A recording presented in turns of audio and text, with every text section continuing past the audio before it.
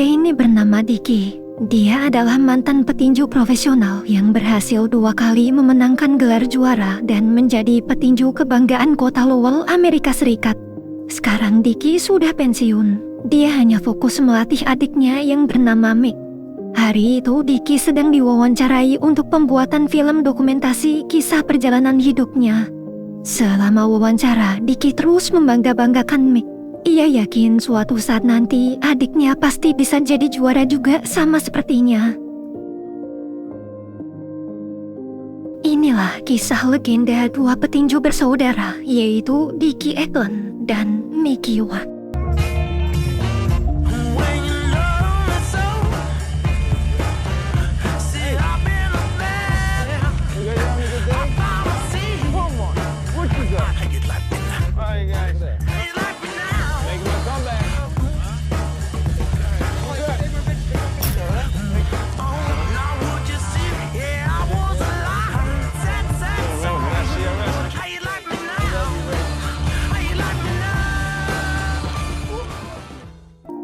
Siangnya di tempat latihan, semua bingung kenapa Dicky belum datang juga. Padahal sutradara ingin merekam bagaimana cara Dicky melatih Mick. Tak lama kemudian ibu datang. Ibu adalah manajer Dicky dan Mick. Karena gak enak sama si sutradara, ibu lalu menunjukkan berita-berita saat Dicky masih menjadi petinju sambil menunggu putranya itu datang. My son is gonna surprise everybody. You're right, might have some trouble tonight.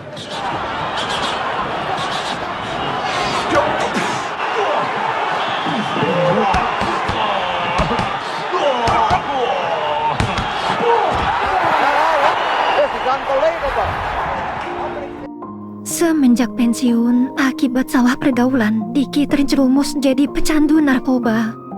Pas lagi asik, dia baru ingat kalau siang ini sutradara mau ke tempat latihan. Saat sampai, dengan santai Dicky menyapa semua orang. Waktu wawancara, Dicky memberitahu besok adiknya akan bertanding melawan petinju bernama Membi. Meski belum terlalu jago, tapi dia yakin adiknya pasti bisa menang. Selesai wawancara singkat, mereka berdua pun mulai latihan.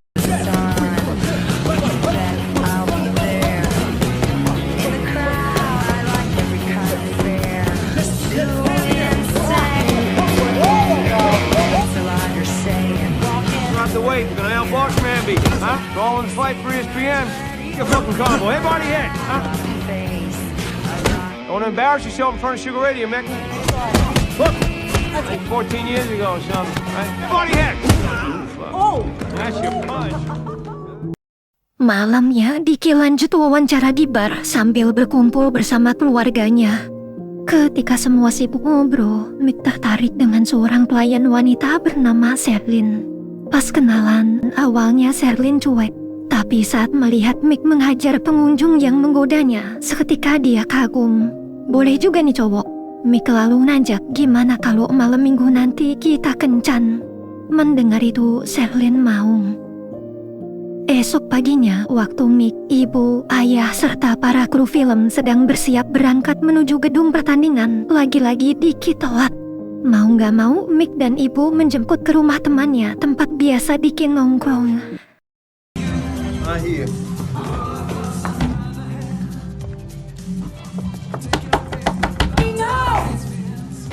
know how important this fight is to me.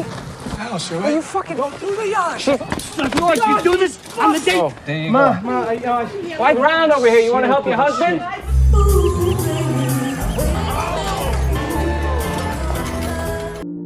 Sesampainya di hotel, Mick dan Dicky menganalisa video pertandingan Membi. Di tengah analisa, ibu dan asistennya mengabarkan kalau Membi mundur gara-gara sakit. Satu-satunya lawan yang bisa dihadapi sekarang cuma petinju kelas berat bernama Mike. Mendengar itu, Mick ragu. Apa petinju kelas ringan sepertinya bisa menang melawan petinju kelas berat yang badannya lebih besar? Udah pasti kalah power. Tapi karena terus diyakinkan, akhirnya Mick setuju. Shit. Come on, look at the size of that guy. Welterweight? Hey, who that guy is? I'm okay, man. Couch, if you did, I'm gonna buy a couch like that. War thrown around by a much bit big right hand. What the fuck is wrong? Get rid of this ball! Come on! Come on, no, Mick! Jesse Warpath.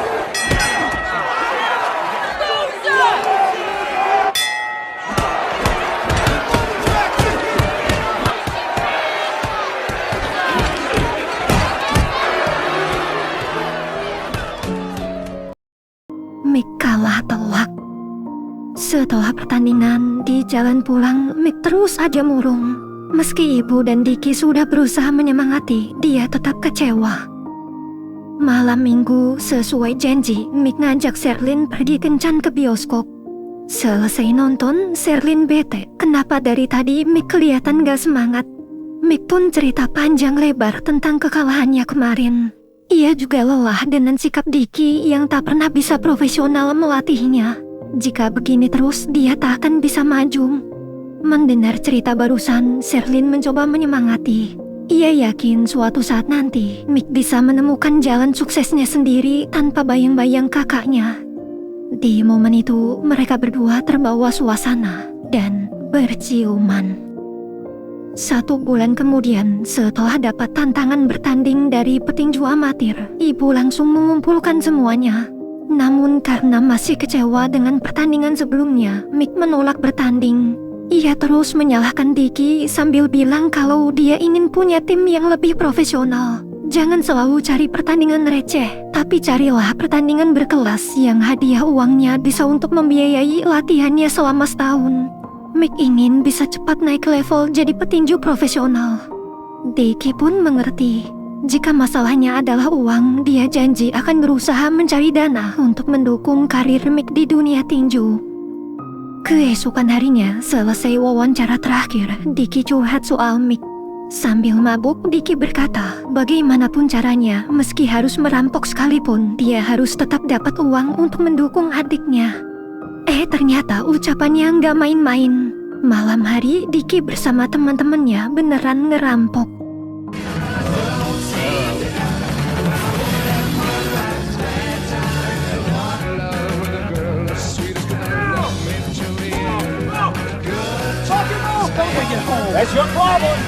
Karena ada polisi, perampokan gagal.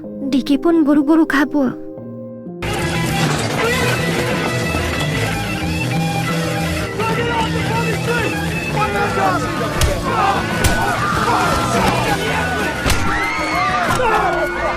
Di restoran tak jauh dari lokasi Diki, ketika Mick sekeluarga sedang makan malam, mendadak mereka dapat kabar kalau Diki dipukuli polisi. Meski Sherlyn melarang ikut campur, tapi karena khawatir, Mick tetap menolong kakaknya. Susan, put him in the car!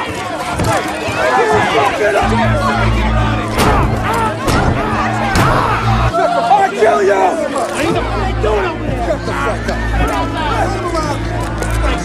Hey, Tell me to come on. Back up your folks, time to go home. Let's go. I don't want them making up some fool. Akibat kejadian itu, tangan Mick cedera.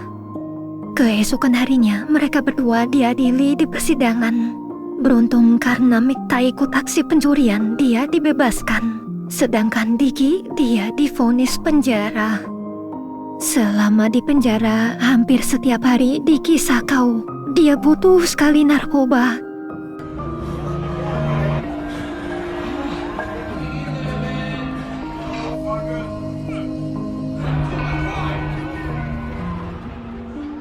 Satu bulan berlalu, film dokumentari Diki akhirnya tayang di TV.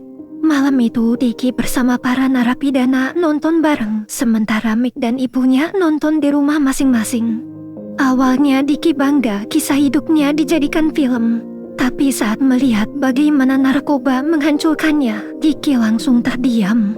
Ia baru sadar selama ini hidupnya berantakan. Di rumah selesai nonton, karena tahu ibunya pasti sedih, Mick menelpon dan menenangkan sang ibu. Di tengah obrolan, Sherlyn datang lalu memeluk dan menguatkan Mick. Hari demi hari berlalu, setelah cedera tangannya sembuh, Mick mulai kembali berlatih.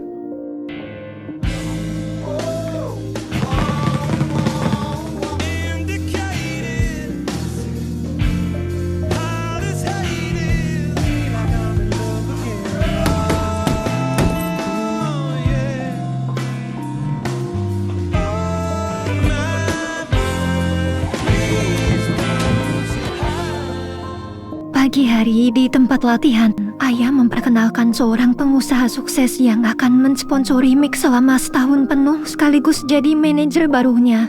Tapi ada syarat, si pengusaha mau Diki dan ibu dikeluarkan dari tim. Jika sepakat, mulai minggu depan dia akan langsung mengatur jadwal tanding. Mendengar itu, Mick sangat ragu. Namun demi masa depannya, dia terpaksa setuju. Besoknya saat dapat kabar Mick pindah tim, ibu marah-marah. Dengan emosi, ibu dan anak-anak perempuannya bergegas pergi mencari Mick ke rumah Sherlyn. Waktu bertemu, ibu bilang dia kecewa kenapa Mick lebih percaya orang lain dibanding ibunya sendiri. Tapi apapun penjelasan Mick dan Sherlyn, ibu tetap tak mau dengar. Di tengah perdebatan, gara-gara saudara perempuan Mick terus ngumpur-ngumpurin, Sherlyn yang kesal ngajak gelut.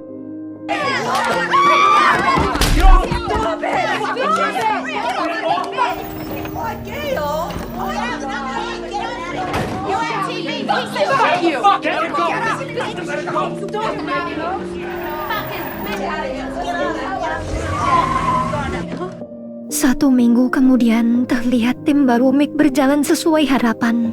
Kali ini dia dapat jadwal tanding melawan petinju yang cukup terkenal bernama Hernandez.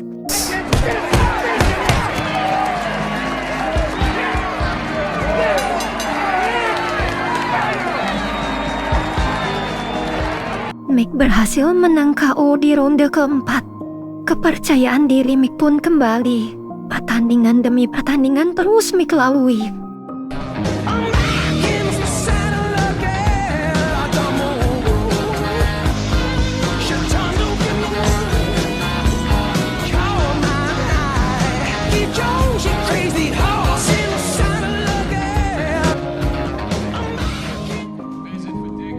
Suatu hari Mick datang menjenguk Diki di penjara. Di sana dia cerita banyak hal tentang tim barunya. Dia juga memberitahu besok dia akan bertanding melawan petinju bernama Sanchez. Diki yang khawatir mencoba menasehati, ingatlah manajer terbaik di dunia ini adalah ibu kita sendiri, bukan orang lain. Diki juga memberi saran saat melawan Sanchez nanti incar perut kirinya. Namun Mick terlihat sudah tak mau mendengar nasihat kakaknya lagi dan langsung pergi. Besoknya, hari pertandingan melawan Sanchez pun tiba. Setelah kedua petinju memasuki arena, pertandinnan dimulai. Mickey Ward is 31 years old. He's beating. He can do something in fights, in boxing. He backs him up. How about taking the saddest kinds of eating? And my point is that he doesn't. Which is what? Have his corner throw in the towel? Mickey Ward showing Any points away from Ward. I don't know what you're doing, Mickey. You gotta show me something soon, Mick. I'm gonna stop the fight. Something, baby. You gotta do something. Mickey lost the first 5 rounds on the cheek of Mickey Ward. Ward in a triple left hook. Ronde demi ronde, Mick terus diserang bertubi-tubi tanpa bisa melawan. Di sisi lain, di penjara, Diki memantau jalannya pertandingan lewat telepon dari ibunya. Diki berharap semoga adiknya mau mengikuti sarannya. One big shot to either change Ward and throw against him. Double right hand by Sanchez. Ward back. Hingga di ronde ke-7, karena terus terpojok, Mick sempat jatuh. Beruntung dia segera bangkit. Dengan sisa tenaga yang ada, Mick mencoba mengikuti saran sang kakak. I'm talking body shot by Ward. Good body shot by No, someone should pay me to watch this. Professional. That's exactly what I'm saying. Come on, man! I'm talking about Most unlikely knockout.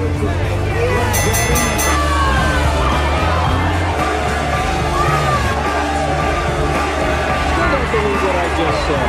With a spectacular piece of strategy, how did Mickey Ward just make good against others? Mick berhasil menang KO. Selesai bertanding, waktu Mick sedang merayakan kemenangan, ketua panitia datang memberi selamat. Ia kagum, baru kali ini dia melihat teknik tinju seperti tadi. Karena merasa Mick punya bakat, ketua memberinya kesempatan bertanding di tingkat profesional untuk memperebutkan gelar juara. Mendengar tawaran barusan, Mick sangat senang. Sedikit lagi mimpinya terwujud. Beberapa hari kemudian, Dicky akhirnya dibebaskan dari penjara. Ibu lalu mengantarnya ke tempat latihan. Saat sampai melihat Dicky bebas, Mick lega. Namun ketika Dicky bersiap ingin melatihnya seperti dulu lagi, Mick hanya terdiam. Satu sisi dia memang ingin kakak melatihnya, tapi di sisi lain dia sudah sepakat untuk mengeluarkan Dicky dari tim. Mick pun berusaha menjelaskan pelan-pelan. Di ruang ganti, waktu mendengar semua penjelasan Mick, Dicky kaget. Ia tak menyangka ternyata tak hanya mengeluarkan ibu, tapi Mick juga lebih memilih orang lain dibanding kakaknya sendiri. Dicky begitu kecewa. Saat ingin pulang karena kesal, ibu berkata, "Ingatlah, tanpa taktik dari Dicky, Mick tak akan bisa menang melawan Sanchez kemarin." Mendengar itu, Sherlyn dan pelatih Mick pun tersinggung. Di tengah perdebatan, Mick teriak menyuruh semua tenang. Jujur, sebenarnya ucapan ibu benar. Berkat taktik dari kakak, dia bisa menang melawan Sanchez. Karena itulah, Mick mohon tolong izinkan Dicky melatihnya lagi. Pertandingan selanjutnya bukan pertandingan biasa. Dia butuh sekali pengalaman dan bantuan kakaknya. Sayangnya, sekeras apapun memohon, mereka tetap menolak. Mick harus percaya pada tim baru dan melupakan tim lamanya. Meski tim lama itu adalah keluarganya sendiri. Setelah Sherlyn dan pelatih pergi, ibu menenangkan Mick. Untuk mencairkan suasana, gimana kalau kalian berdua latih tanding? Mick dan Dicky pun setuju. Tapi selama bertanding, Mick kelewat batas terlalu keras menghajar Dicky. Ibu langsung buru-buru melerai. Melihat sikap ibu pilih kasih, Mick akhirnya melampiaskan seluruh isi hati yang selama ini dia pendam. Kenapa ibu selalu membela Dicky? Apa-apa Dicky terus. Apa Mick bukan anak ibu juga? Mendengar kalimat itu, ibu merasa bersalah lalu minta maaf. Di tengah kesedihan, tanpa mengucap sepatah kata pun, Dicky pergi ke rumah Sherlyn sambil membawa kue.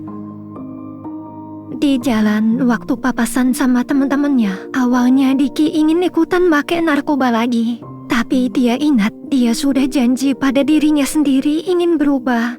Dengan santai, Dicky memberikan kuenya untuk mereka, lalu lanjut jalan.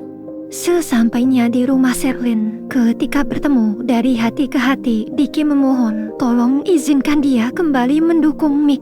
Kini dia sudah berubah dan ingin memperbaiki semua kesalahannya di masa lalu.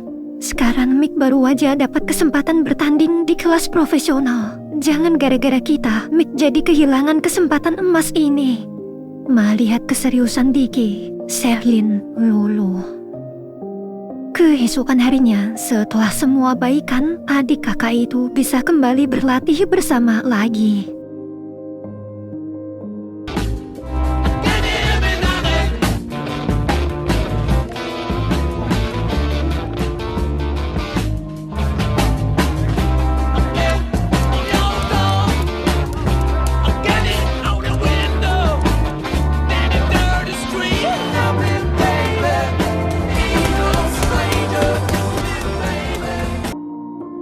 Beberapa bulan berlalu, setelah memenangkan pertandingan demi pertandingan, hari perebutan gelar juara akhirnya tiba. Hari itu terlihat Mick menantang sang petinju pemegang gelar juara dunia bernama Neri. Ketika memasuki ring tinju, karena sebagian besar penonton adalah pendukung Neri, semua bersorak mengejek Mick. Saat wasit selesai memberi pengarahan, mereka berdua pun mulai bertanding. What a good left jab. And a big uppercut by Neri. Here he bangs Ward to the body, which is Ward's specialty. Here and there. Like this. Come on! Very well when Neri stands at range. There's a good left hook by Neri. Neri digging his own right hand to the body. Lands up top for Mickey Ward. He's trying to match Neri blow for blow, and Ward, how about that? Look at this. Unbelievable. Pick up the tempo. Where he's stepping up in class. 4 hard right hands. More assertive than Ward. The ring. Ward is going to have to step it up a little. He's got to be more aggressive. Standing and trading shots at the surer of what he wants. Over Mickey Ward is increasing as the... That it's now Neri's make it seem. He's executing it. Punches like His technical plan was to... each other with every punch. fighter as Neary. Been in this kind of war with his... And Ward wobbled there. Nice shots from Neary. Vicious. Looking as he tries to finish Mickey. Neary goes to... Selama pertandingan, karena terus disudutkan lawan, Takimi kehilangan stamina hingga dia terjatuh. Saat jeda, Diki langsung menjelaskan taktiknya. Serang sisi kiri, kelemahannya ada di sisi kiri. Tak lama kemudian, bel berbunyi. And you gotta be something that you're not. As Neary is free to once again. Ward against the ropes. And Neary continues to pound away. Misses by Neary. Now he backs Neary off. Ward closer and closer. Just imagine if you bought a ticket. Come on, let's fight! Now it's as if to say, come on! He's his way back. Ward hurt Neary. Now he backs Neary off. A left hook to the body and an uppercut. Neary's ribcage. This to the body. Oh, and down. Say Neary has been time in 23 professional fights off Neary's gloves. With a body shot. For away. As Mickey Ward, a huge left hook. Ward lands the hook. Lands the uppercut again there. Irish Mickey Ward. He's done it again. 8-pound TKO. Mick menang KO. Mick menang KO dan berhasil merebut gelar juara dunia.